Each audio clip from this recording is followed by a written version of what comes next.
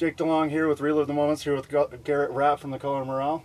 How's it going? How you doing, sir? Good, real good. This is a new segment called In the Dark with Relive the Moments. We're in the back of Color Morale's van. The venue is a fun house, so can't do it in there. Anyway, you guys have been in the studio for 7 weeks now, right? Mm-hmm.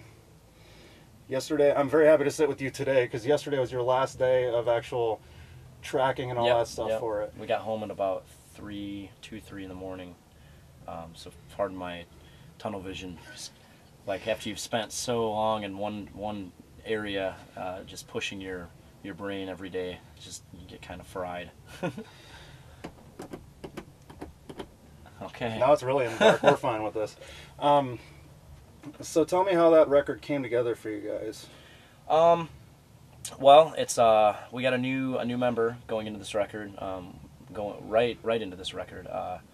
Name is Aaron Saunders. That was something that was you really know.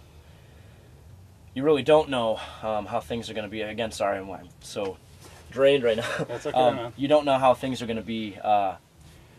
Having a new member coming in, music-wise, personality-wise, you know, it's always kind of an adventure in itself. So going into the studio, something that we've never really experienced before is having a large abundance of material to work with, and we also had Joshua Moore from We Came as Romans contributing and helping write 2 songs. Nice. So literally we had to narrow down I think like 22 tracks into the 12 that were decided for this record. So we're used to just going into a record with 10 tracks finished, vocals finished, everything finished, to where this record was, we have all this material, and we spent the first 2 weeks in pre-pro and writing, and literally I sang 4 or 5 hours a day tracking pre-pro and then doing regular vocal production, and then just very, very, very massive amounts of work went into this record. So something we've never really experienced before. So tell me why that's different. Like, were you guys writing tracks when you were on the road, or was there some sort of chemistry with the new band member that sparked your writing? Well, we had material we'd been working on with Ramon. Ramon is still an aiding writer for the band. He just is not going to be touring full time. So we've been writing with Ramon. We've been writing. Justin took over playing guitar, right. So he's kind of got another twist on his own with the whole hardcore element of our band, and then Aaron's every guitar player in our band is very dynamic and very very specific about what they like. So to really come together and make a sound that's new and exciting, but still Color Morale. Is it's stressful, right. But it's great though. Coming together with all this different material and these songs that just sound so dynamic from each other, and really sifting through and making something unique and original. That's the best part about all of it. And you guys are also having the album mixed by Mr. Joey Sturgis? Yeah, things are kind of. Are they? Kind of. He threw it up on Twitter. And yeah, said yeah, that he was yeah. Things are kind of all over the board with the mixing and everything. It's a pretty massive record, and it's got a lot of detail, a lot of layers. Like really proud of everything we did. All the lyrical content is it's got 2 different directions. It's written. Everything's written on the album, so it can be taken one way or taken a total opposite way. It's kind of all in the listener and how they choose to interpret it. So I expect to get a lot of flack, personally, for some of the things that I chose to write. But I learned a while ago that as an artist, being honest through your outlet is far more important than any. I'll save that for another time, because that's going to spark a whole lot of other arguments. No, that's fine, man. We can actually talk about that, though. I mean, I like sitting down with people that are completely open to speak their mind. Like like I was telling you, I interviewed Jesse Barnett, and he's a guy that's not afraid to say what he feels. Yeah, yeah. And I think that it's dangerous when people are part of a record label, or they're being influenced to act a certain way, or something like that. Mm-hmm. I'm really glad that you are going this direction, I guess you could say. I feel like it's something that just kind of has to be done. It's outside of your religious standpoint or your morals or self-worth. Like, being honest is something I haven't done, and something I've chosen to take a very serious turn to, bettering myself and bettering my own personal growth. And to be honest, I'm not really sure where my religious views are right now. I'm not really sure where a lot of things are right now. It's this is kind of a rebirthing phase coming with this record, and just trying to use the experiences and the seclusion I've experienced and the things that I've gone through, and write them and deliver them to help motivate or aid somebody else. That's kind of why we're a band and why I write. Writing's just been coping for me, and if it can help somebody else, then I have no shame in saying anything that I need to say of where I've been or where I don't want to go back to, or maybe I'll be tomorrow. Who knows? So you brought up religion. You guys are commonly referred to as a Christian band. Yeah, it's something we never really planned on. It just kind of it came out in my writing, and there was direct biblical influence in our writing, so we became a Christian band. Yeah, we're a Christian band, and within the last year of my life, I've experienced a lot of things that have gotten me questioning a lot of things with quote unquote anything. I know I touched on it a little bit in the last album, and I touch on it a whole lot on this album, and people are going to take things how they want to take things. That's there's nothing I can really do about that, but being honest in my feeling and my creative outlet was my goal in writing. So that's going to be taken a lot of different ways. I think it's unfortunate that a lot of people, even though I'm sure you're going to have a positive message within the music itself and the lyrics and stuff like that, people may look at you differently because of what you just said. Like, mm-hmm. if you're steering kind of away from that religious side, but you're still saying, hey, be a good person, hold on to hope, and that kind of stuff. And at the end of the day, what's that say about you? What's that say about you changing everything you're hypocritically saying about me based on how I feel? You don't know where I've been, you don't know what I've seen, you don't know where I could end up. So to have somebody write you off instantly because of something you chose to express through a feeling or idea, what's that say about them? At some point you kind of just have to say, I care so much that I just don't care, and as long as I'm being honest and saying things from an authentic place in me, I'm doing something right, I think. What others think, we'll see. I'm sure it'll be fine, man. You guys have your very first headlining tour coming up, mm-hmm. the Hope's Anchor tour. It's how do you feel Hope about Never Loses that? Us tour. That's right. I'm sorry. It's exciting. It's our first headliner. Going out with some awesome bands, really good friends. Really exciting. It's been a lot of hard work. Not even just this last year, but just since day one in this band. It's been a lot of testing times, and there's been a lot of hard work and a lot of dedication to what we're doing. So it's kind of cool to just go out and see. I feel like our fan base. I don't like calling it a fan base. I feel like the support system of our band is a very authentic one. There's kids that latch on to things that we are or strive to be as a band, that go through the same struggles, and those are the ones we'll see next month, and hang out with and have conversations with and go to Denny's with, and that's, I know the cliche thing to say in this whole place is family. We got it on my shirt, family, but it's, for us, it's family. It's what we do and what we belong to every night.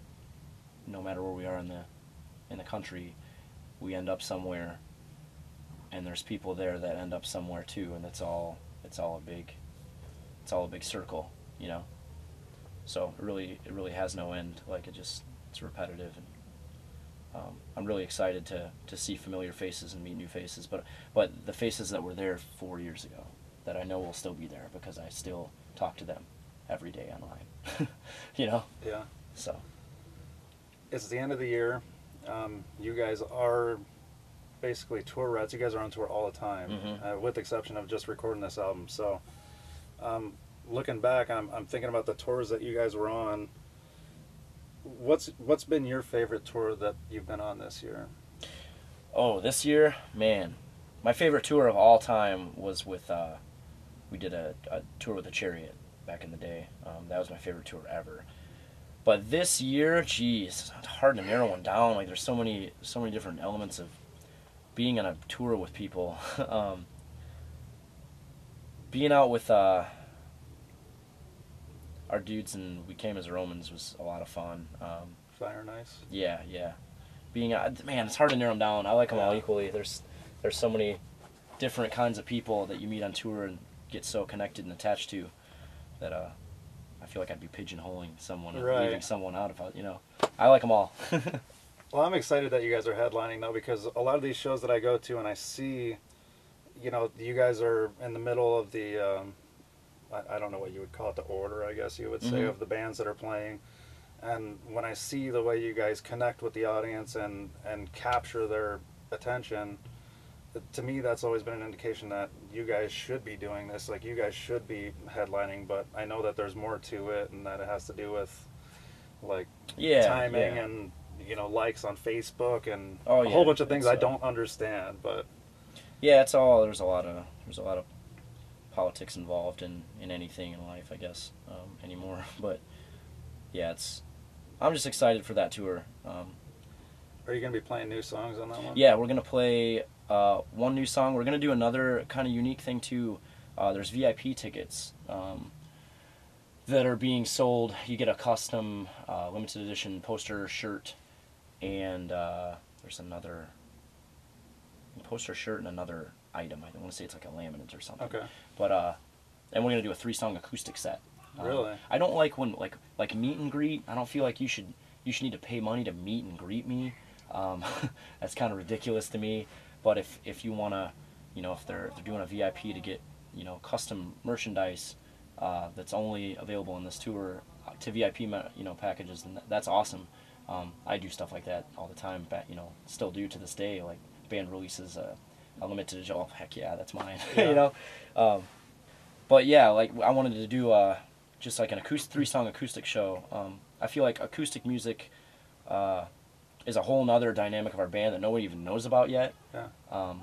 And I hear a lot of kids online just, you know, you guys should play acoustic. You should play acoustic. You know, like a lot, it seems like, not to sound, you know, it seems like a lot of kids want to hear me sing more. Like, we're a heavy influenced hardcore band, but you know, we have a whole melodic side that a lot of people want more of. So that'll be kind of cool. It's going to be something fun and new that we've never done, that I'm pretty excited for. So what inspired that? Was it somebody bringing the idea to you guys and saying, hey, you know? It's, you know, the voices, man. They're like, all the kids online talk about interview or acoustic. I want to, you know, you guys should play acoustic. You guys should, and when voices speak, you know, we're a band for the voices. So when they speak to us and say they want to hear anything, and you listen and you do it. You know, whatever we think or feel about it doesn't really matter at that point. When you have enough people that want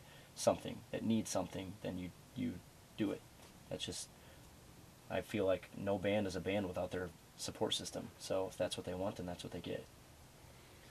I think that'll be pretty interesting to see you guys play acoustic. Yeah. Because when you listen to the albums, like, I always hear, like, the layers of guitar and you know, that kind of stuff that kind of sits in the background, but it was mixed in so subtly. Yeah. And I think that's the kind of stuff that'll probably really come alive. It's cool. It's gonna be very prevalent too in the new record. The new record's very. I sing a lot on the new record, and it's. I'm excited to put this out because it's completely different than what we've done, but it's still color morale. So.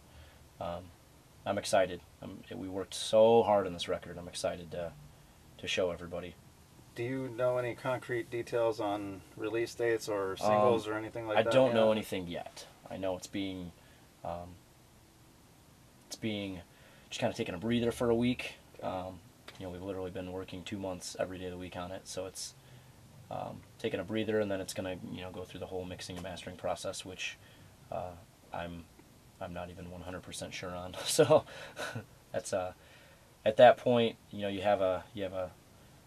birth something, you have this product, and it's got to go through other people now, and it's that's nerve-wracking. But that's what I was gonna say. How hard is that for you? Because I'm just a concert filmer. I stand on the outside and film you guys. Yeah. But when I get home, the first thing I want to do is share this with the world. Yeah, okay? yeah. So, I can't imagine what you guys went through to write this album, and then to have to sit and wait and wait and wait and wait. Yeah, yeah. It's in due time. You kind of learn to become patient. Tour announcements, you hear this tour, you're doing, oh, incredible, and then a week later, oh, you're not doing that one, you're doing this one instead. Like, oh, like, okay, you kind of grow to be patient, and it's with this record was extremely heartfelt and extremely hard to write.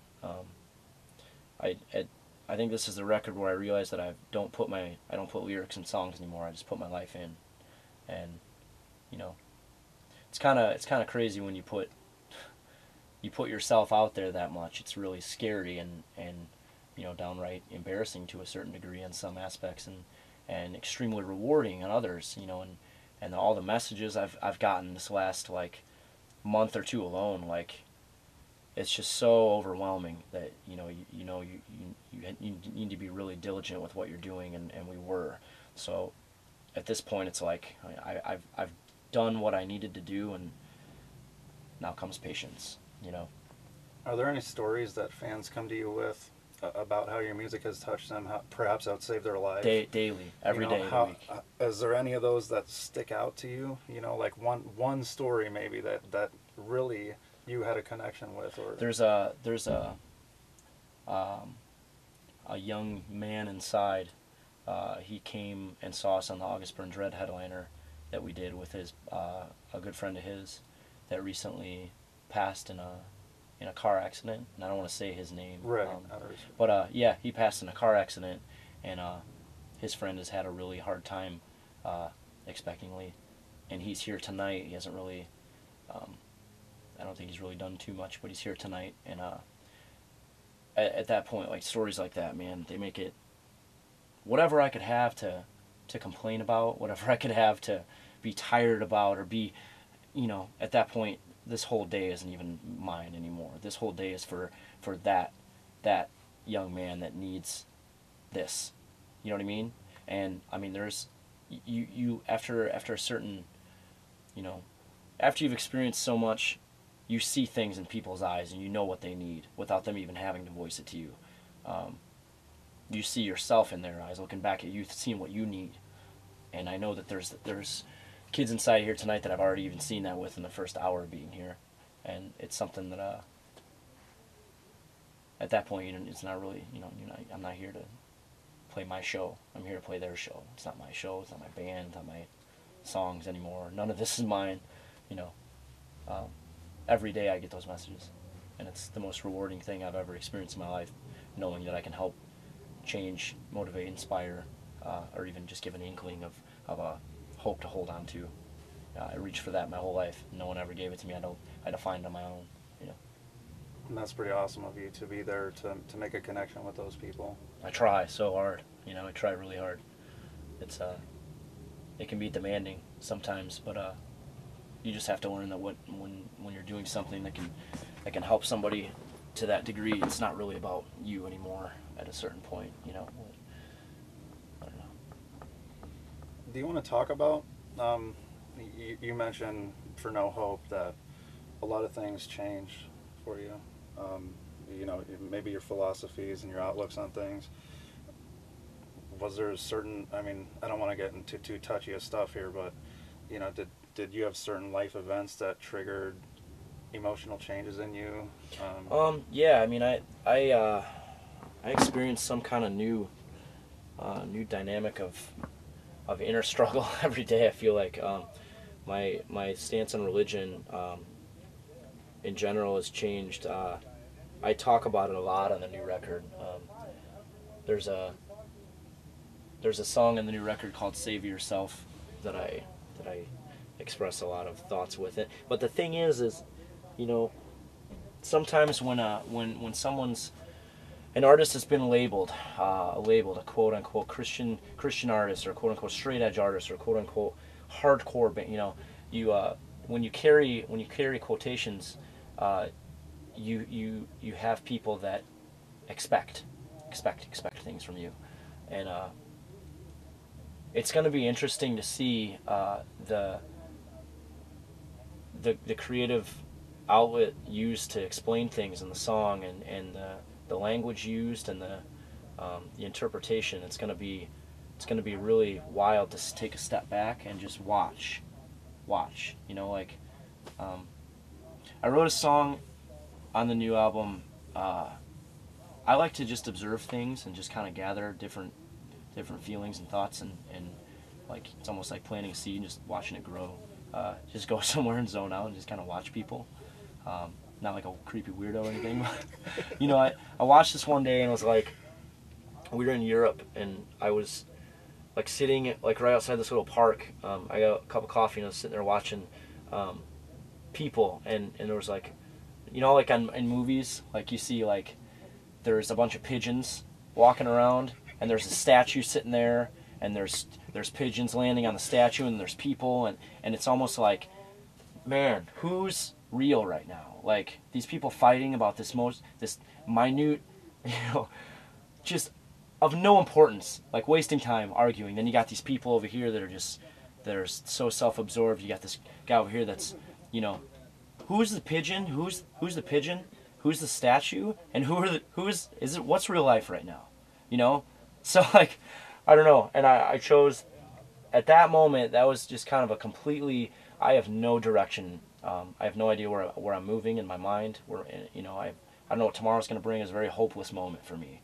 And I just kind of like, just sat there staring like, who's real right now? What is real life right now to me? And yeah, sorry, I wrote about it on the record. I don't know what the song's called yet, but.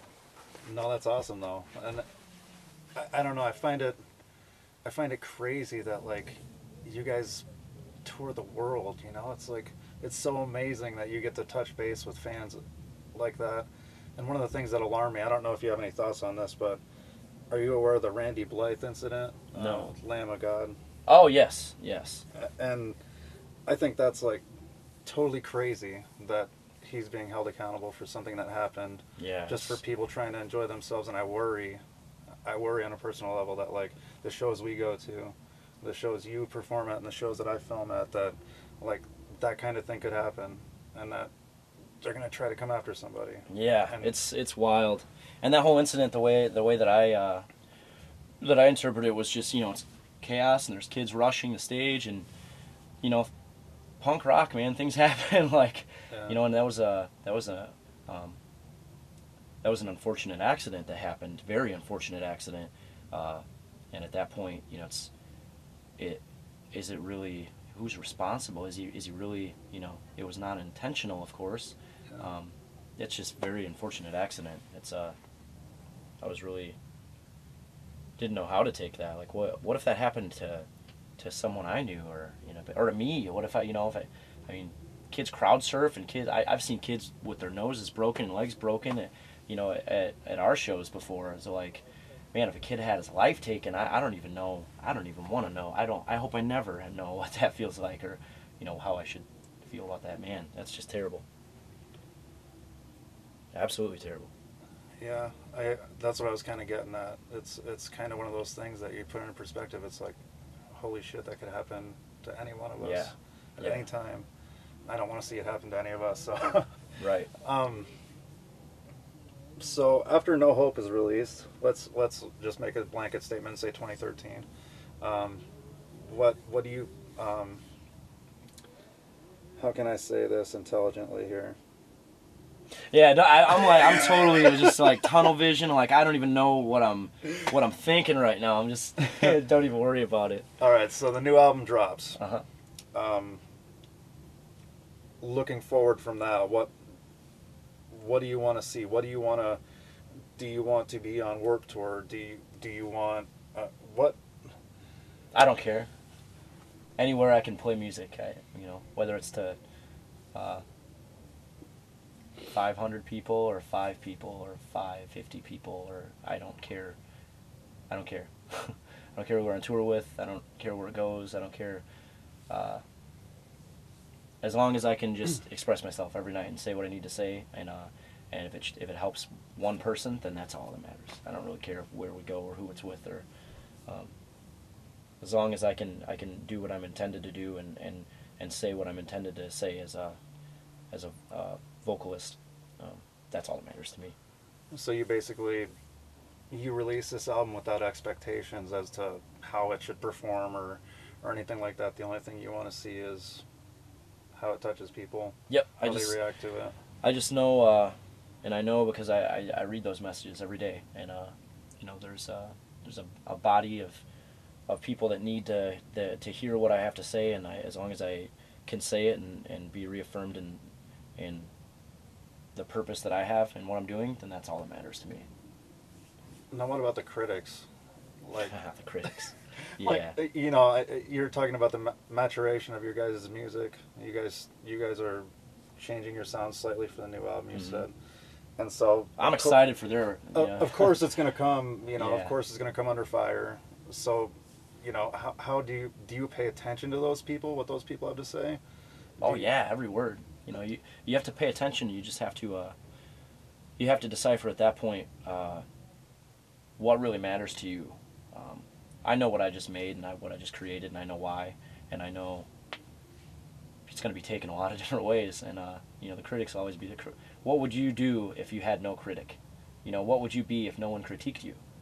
Yeah. So at that point, it's like they can say whatever they want to. It's still not going to change, how I feel about it, because I know what I made, and I know the reason I made it, and I know it's a damn good one, and it's a great thing. It's a great CD. It's everything about a record I just very happy and very proud of. So critics can say whatever they need to. The one thing I hate is when people can't be constructive. Mm-hmm. You know what I mean? Like, well, it's one thing to be constructive. It's another thing when people just come and they just hate, for no reason. I mean, everybody's gotta complain about something, and a lot of times, it's kind of like the old mom doesn't like my hardcore band because they're screaming in it, and it's like, well, you don't get it, it's whatever, it's fine. So you kind of look at those critics like, angry mom at a could you be angry more mom shallow, at a right? 20-band show that's trying to have her little boy's 8th grade birthday party that doesn't like the noise, Yeah. At that point, it's just kind of like, well, they can say whatever they need to say for themselves. A lot of people just gotta have something to bitch about, I guess. So, whatever. So, is there anything else, looking back on the entire year? I asked you about your favorite tour. Is there anything that really sticks out to you this entire year? Just in general. Oh man, there's been so many great moments. I have a very close relationship with the support system that's involved in our band. So I've had stories where, I've had people come to me about some pretty heavy things. I've had some pretty heavy laughs with people. I've had some, pretty heavy situations being broken down on the side of the road at 2 a.m. I've had some pretty heavy, self things, like self struggles, faith, image, growth, direction, family. There's a million, like anybody else, any normal human being. So it's hard to just man. I've created a lot of awesome moments. It's hard to narrow down like any one or two. Like this record was a pivotal moment in my my time as a musician and time as an artist. So I'm probably saying that because I've been stuck at a studio for 2 months creating it, and literally I'm here the day after. That's probably what. But yeah, there's been a lot. You know, I get to experience a lot of cool things. I'm really thankful for, and a lot of cool people. I'm really thankful for that. Well, I'm sure I'm not alone when I say that. We the people are thankful for you and your band and what you guys do. Thank you. That means a lot. So. I think I've pretty much ran myself out of questions here. Yeah, awesome. I don't want to keep you, so we'll go back into the 8-year-old pizza party awesome. in there, and it's great though. I think there's like 500 kids here. It brings you back to your roots. You know, like cram into a roller rink. It's definitely crazy. I don't even know what this place, an arcade or whatever. It is. You know, it is an arcade. Yeah, man. It's great. Whatever. You know, wherever you can make noise, make it as loud as you can, and let's go. All right, man. Looking forward to you guys' set tonight, and I will see you.